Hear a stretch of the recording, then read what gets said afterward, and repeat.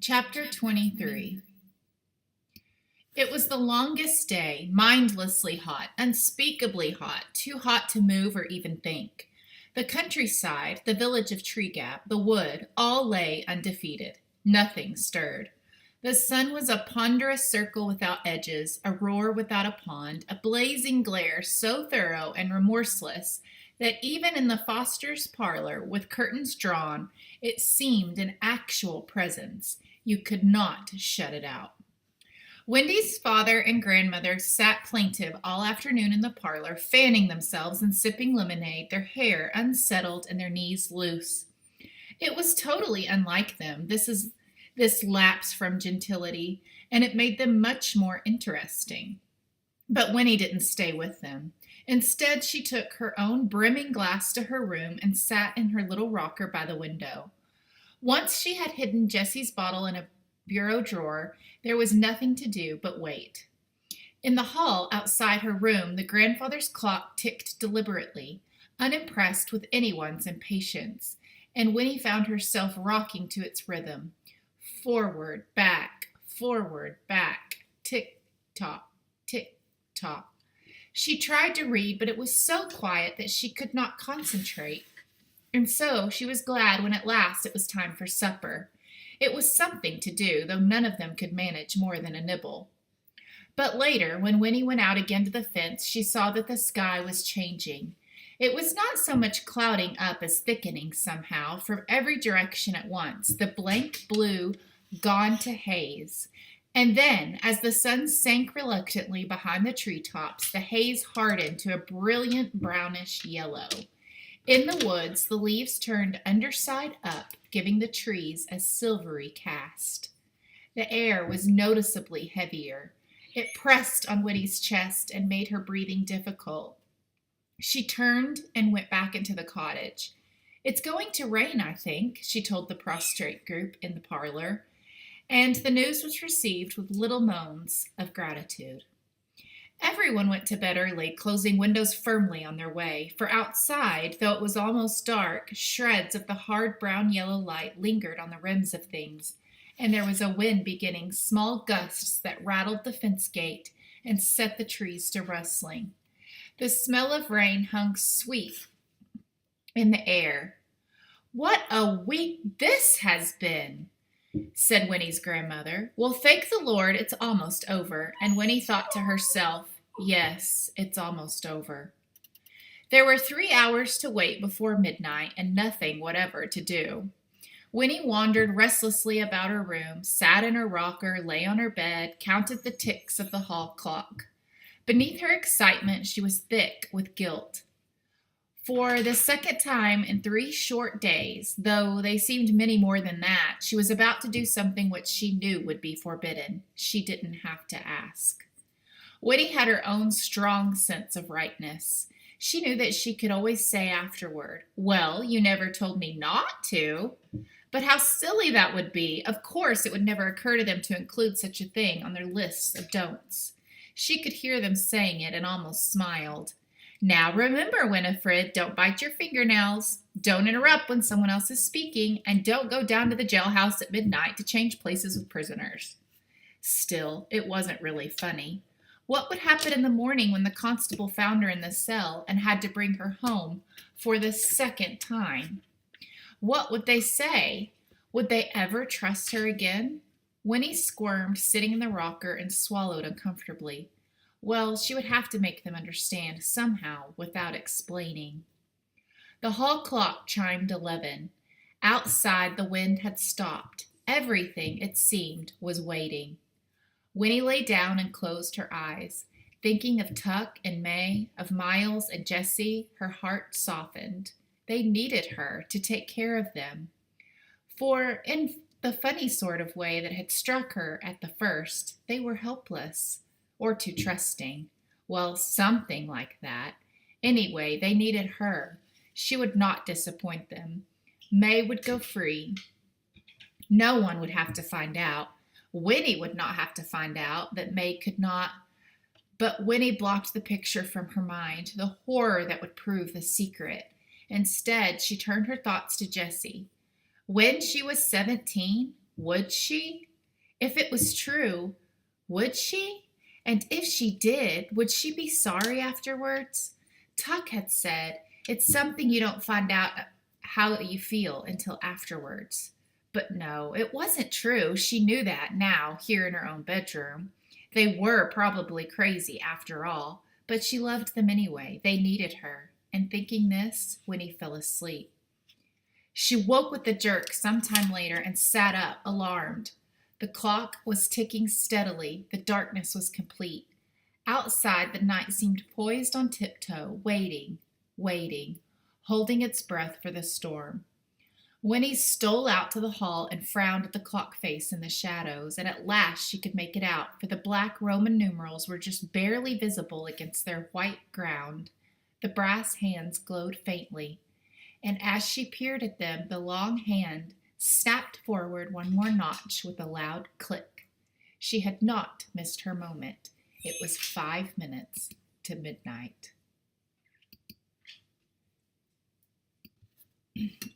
Chapter 24. Leaving the house was so easy that Winnie felt faintly shocked. She had half expected that the instant she put a foot on the stairs, they would leap from their beds and surround her with accusations. But no one stirred. And she was struck by the realization that, if she chose, she could slip out night after night without their knowing.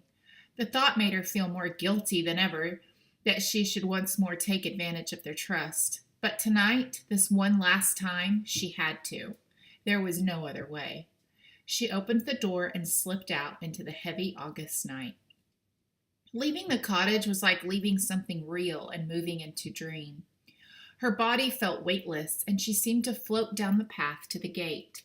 Jesse was there, waiting. Neither of them spoke. He took her hand and they ran together, lightly, down the road, past other sleeping cottages, into the dim and empty center of the village. The big glass windows here were lidded eyes that didn't care, that barely saw them, barely gave them back reflections. The blacksmith shop, the mill, the church, the stores, so busy and alive in daylight, were hunched, deserted now, dark piles and shapes without purpose or a meaning. And then ahead, Winnie saw the jailhouse, its new wood, still unpainted, lamplight spilling through a window at the front. And there, in the cleared yard behind it, like a great L upside down, was the gallows. The sky flashed white, but this time it wasn't heat lightning, for a few moments later a low mumble, still far away, announced at last the coming storm. A fresh breeze lifted Winnie's hair, and from somewhere in the village behind them a dog barked. Two shadows detached themselves from the gloom as Winnie and Jessie came up. Tuck pulled her to him and hugged her hard, and Miles squeezed her hand. No one said a word. Then the four of them crept back to the building. Here, too high for Winnie to see into, was a barred window through which, from the room in front, light glowed faintly. Winnie peered up at it, the blackness of the bars with the dim gold of the light between. Into her head came lines from an old poem. Stone walls do not a prison make, nor iron bars a cage. Over and over the lines repeated themselves in her head till they were altogether meaningless.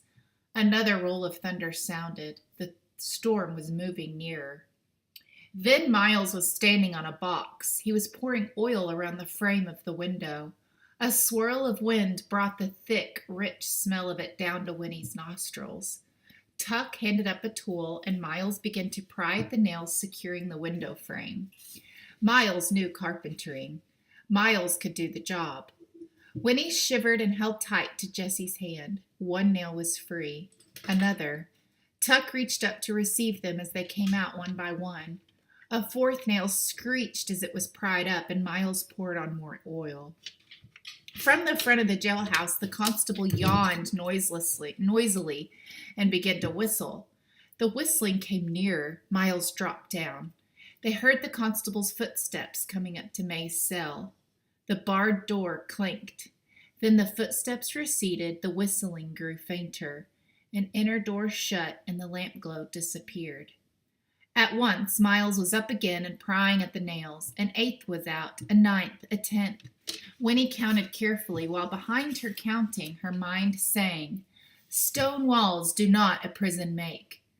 Miles handed down the prying tool. He grasped the bars of the window firmly, ready to pull, and stood poised. What is he waiting for? Thought Winnie. Why doesn't he? Then a flash of lightning, and soon after, a crack of thunder. In the midst of the noise, Miles gave a mighty heave, but the window did not budge. The thunder ebbed. Winnie's heart sank. What if it was all impossible? What if the window would never come out? What if... She looked over her shoulder at the dark shape of the gallows and shuddered. Again a flash of lightning, and this time a crashing burst of noise from the swirling sky. Miles yanked. The window frame sprang free, and still grasping it by the bars, he tumbled backward off the box. The job was done. 2 arms appeared in the hole left by the missing frame. May! Her head appeared. It was too dark to see her face. The window, what if it was too small for her to squeeze through? What if... But now her shoulders were out. She groaned softly. Another flash of lightning lit her face for an instant, and Winnie saw an expression there of deep concentration, tip of tongue protruding, brows furrowed. Now Tuck was on the box, helping her, giving her his own shoulders to pull on. Miles and Jessie close at his sides, arms upstretched, eager to receive her bulk. Her hips were free now. Look out! Here she came, her skirts tearing on the rough edges of the boards, arms flailing, and they were all in a heap on the ground. Another crash of thunder muffled Jessie's bursting, exultant laugh. May was free. Winnie clasped her trembling hands thankfully, and then the first drop of rain plopped precisely on the tip of her nose. The tucks untangled themselves and turned to her. One by one, as the rain began, they drew her to them and kissed her. One by one, she kissed them back. Was it rain on May's face, on Tuck's, or was it tears? Jessie was last. He put his arms around her and hugged her tight and whispered this single word, "Remember." Then Miles was on the box again, lifting her. Her hands grasped the edges of the window. This time she waited with him. When the thunder came, it tore the sky apart with its roar, and as it came, she pulled herself through and dropped to the cot inside, unharmed. She looked up at the open square and saw the frame with Miles's hands holding it. The next obliging roll of thunder saw it wedged once more into place, and then... Would Miles put back the nails? She waited. Rain came in sheets now, riding the wind, flung crosswise through the night. Lightning crackled, a brilliant, jagged streak, and thunder rattled the little building. The tension in the parched earth eased and vanished. Winnie felt it go. The muscles of her stomach loosened, and all at once she was exhausted. Still she waited. Would Miles put back the nails? At last, standing tiptoe on the cot, she grasped the bars of the window, pulling herself up till she could see just through. Rain blew into her face, but at the next flash of lightning, looking down, she saw that the yard was empty. And before the thunder followed, in a pause while wind and rain held back for one brief moment, she thought she heard, fading in the distance, the tinkling little melody of the music box. The Tucks, her darling Tucks, were gone. Chapter 25. The first week of August was long over, and now, though autumn was still some weeks away, there was a feeling that the year had begun its downward arc, that the wheel was turning again, slowly now, but soon to go faster, turning once more in its changeless sweep of change. Winnie, standing at the fence in front of the Touch-Me-Not cottage, could hear the new note in the voices of the birds. Whole clouds of them lifted, chattering, into the sky above the wood and then settled, only to lift again. Across the road, goldenrod was coming into bloom, and an early drying milkweed had opened its rough pod, exposing a host of downy-headed seeds. As she watched, one of these detached itself into a sudden breeze and sailed sedately off, while others, leaned from the pod as if to observe its departure. Winnie dropped down cross-legged on the grass. 2 weeks had gone by since the night of the storm, the night of May Tuck's escape, and May had not been found. There was no trace of her at all, or of Tuck or Miles or Jessie. Winnie was profoundly grateful for that, but she was also profoundly tired. It had been a trying 2 weeks. For the 100th time she reviewed it all, how the constable had come into the cell soon after she had settled herself on the cot, how he had let down a shutter over the window to keep out the rain, how then he had stood over her as she hunched under the blanket, her breath heavy, trying to look as large as possible, how finally he had gone away and not come back till morning. But she had not dared to sleep for fear she would kick off the blanket and give herself away, give the Tucks away unwittingly. So she had lain there, pulse thudding, eyes wide open. She would never forget the rattle of the rain on the jailhouse roof, or the smell of wet wood, or the darkness that had saved them all, or how difficult it was not to cough. She had wanted to cough as soon as it occurred to her that she mustn't, and she passed a long hour trying to swallow away the tickle that perversely constricted her throat. And she would never forget the crash outside that made her heart race, that she could not investigate and did not understand till morning, when on the way home she saw that the gallows had blown over in the wind. But oh, it made her tremble still to remember the constable's face when he found her. She had heard first a bustling in the front of the jail and smelled fresh coffee, and had sat up, stiff with apprehension. Then the inner door opened, the door she now saw, which separated the office from the pair of cells, and in the light that streamed before him, the constable appeared carrying a breakfast tray. He was whistling cheerfully. He came up to the barred door of her cell and looked in, and his whistling died on his lips as if it had run down and needed to be wound up again. But this comical astonishment lasted for a moment only, and then his face flushed red with anger. Winnie had sat on the cot, eyes downcast, feeling very small and very like a criminal.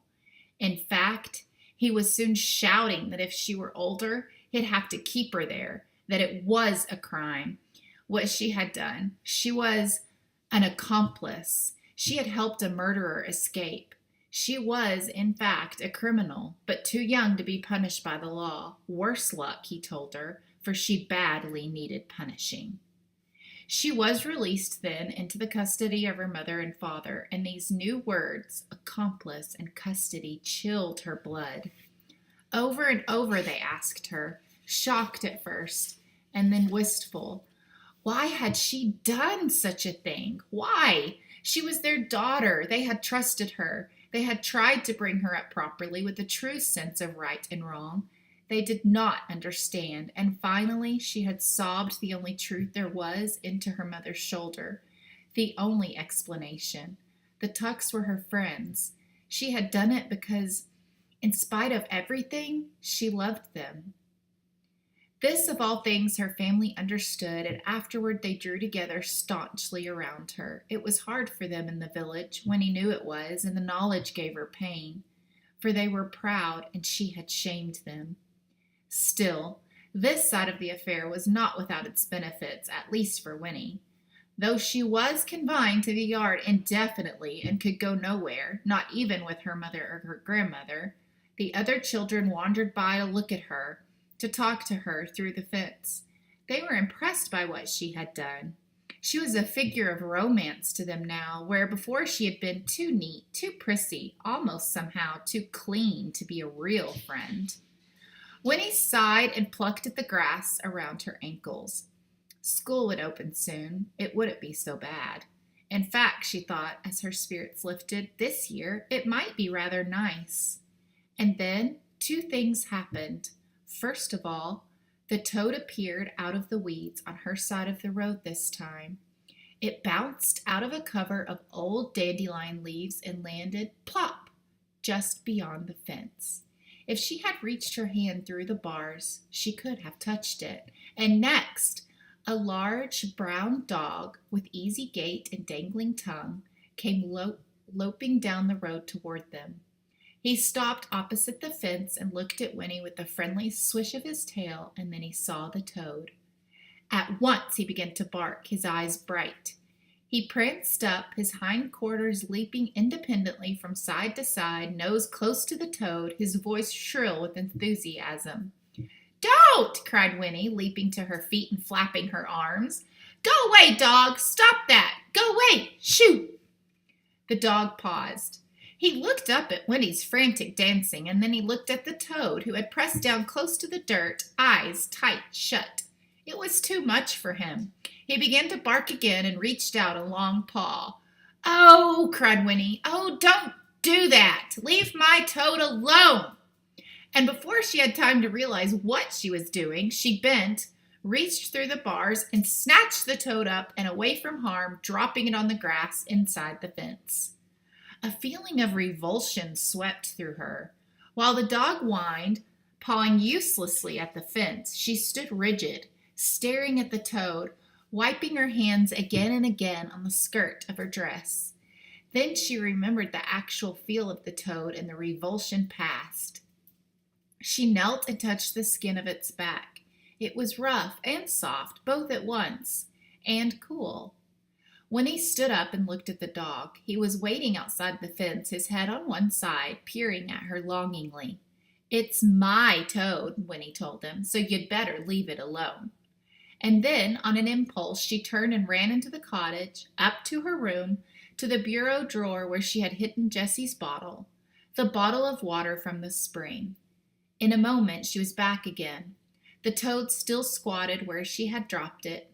The dog still waited at the fence. Winnie pulled out the cork from the mouth of the bottle, and kneeling, she poured the precious water very slowly and carefully over the toad. The dog watched this operation, and then, yawning, he was suddenly bored. He turned and loped away back down the road to the village. Winnie picked up the toad and held it for a long time without the least disgust in the palm of her hand. It sat calmly, blinking, and the water glistened on its back. The little bottle was empty now. It lay on the grass at Winnie's feet. But if all of it was true, there was more water in the wood. There was plenty more, just in case, when she was 17, if she should decide there was more water in the wood. Winnie smiled. Then she stooped and put her hand through the fence and set the toad free. "There," she said, "you're safe forever."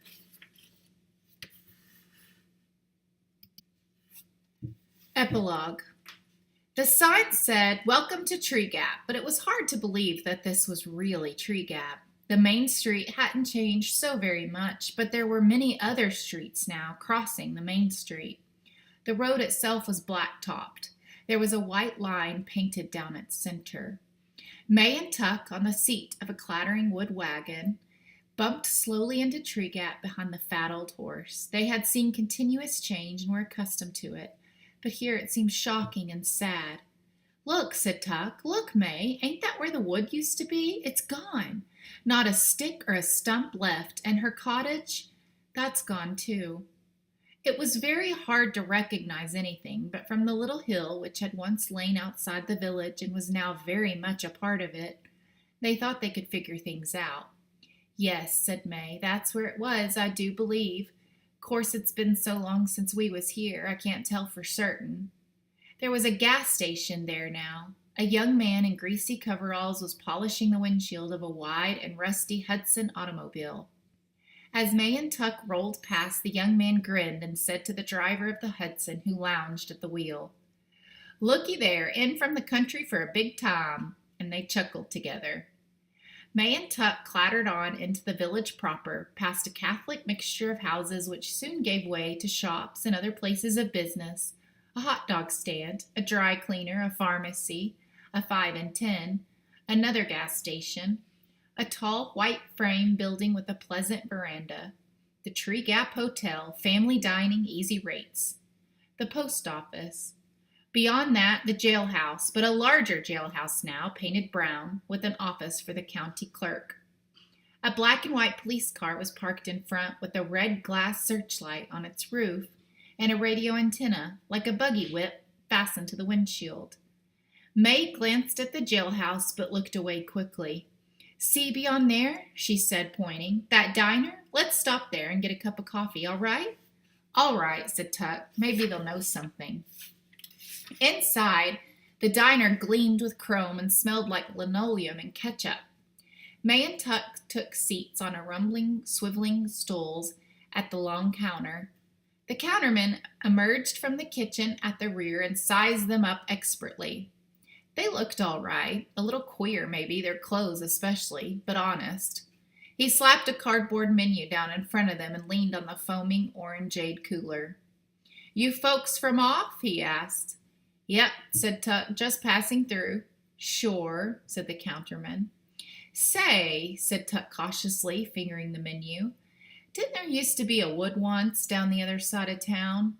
"Sure," said the counterman.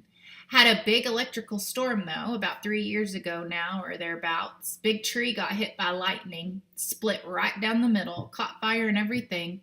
Tore up the ground, too. Had to bulldozer all out." "Oh," said Tuck. He and May exchanged glances. "Coffee, please," said May. "Black, for both of us." "Sure," said the counterman. He took the menus away, poured coffee into thick pottery mugs, and leaned again on the orangeade cooler. "Used to be a freshwater spring in that wood," said Tuck boldly, sipping his coffee. "Don't know nothing about that," said the counterman. "Had to bulldozer all out, like I say." "Oh," said Tuck. Afterward, while May was shopping for supplies, Tuck went back through the town on foot, back the way they had come, out to the little hill. There were houses there now and a feed and grain store, but on the far side of the hill, inside a rambling iron fence, was a cemetery. Tuck's heart quickened. He had noticed the cemetery on the way in. May had seen it too. They had not spoken about it, but both knew it might hold other answers. Tuck straightened his old jacket. He passed through an archway of wrought iron curlicues and paused, squinting at the weedy rows of gravestones. And then, far over to the right, he saw a tall monument, once no doubt imposing, but now tipped slightly sideways. On it was carved one name: Foster. Slowly, Tuck turned his footsteps toward the monument, and saw as he approached that there were other smaller markers all around it. A family plot. And then his throat closed, for it was there. He had wanted it to be there, but now that he saw it, he was overcome with sadness. He knelt and read the inscription. "In loving memory, Winifred Foster Jackson, dear wife, dear mother, 1870 to 1948. So, said Tuck to himself, 2 years. She's been gone 2 years. He stood up and looked around, embarrassed, trying to clear the lump from his throat, but there was no one to see him. The cemetery was very quiet. In the branches of a willow behind him, a red-winged blackbird chirped. Tuck wiped his eyes hastily. Then he straightened his jacket again and drew up his hand in a brief salute. "Good girl," he said aloud, and then he turned and left the cemetery, walking quickly. Later, as he and May rolled out of Tree Gap, May said softly without looking at him, "She's gone?" Tuck nodded. "She's gone," he answered. There was a long moment of silence between them, and then May said, "Poor Jessie." "He knowed it, though," said Tuck. "At least he knowed she wasn't comin'. We all knowed that, long time ago." "Just the same," said May. She sighed, and then she sat up a little straighter. "Well, where to now, Tuck? No need to come back here no more." "That's so," said Tuck. "Let's just head on out this way. We'll locate something." "All right," said May, and then she put a hand on his arm and pointed. "Look out for that toad." Tuck had seen it too. He reined in the horse and climbed down from the wagon. The toad was squatting in the middle of the road, quite unconcerned. In the other lane, a pickup truck rattled by, and against the breeze it made, the toad shut its eyes tightly, but it did not move. Tuck waited till the truck had passed, and then he picked up the toad and carried it to the weeds along the road's edge. "Dern fool thing must think it's going to live forever," he said to May. And soon they were rolling on again, leaving Tree Gap behind, and as they went, the tinkling little melody of a music box drifted out behind them and was lost at last, far down the road.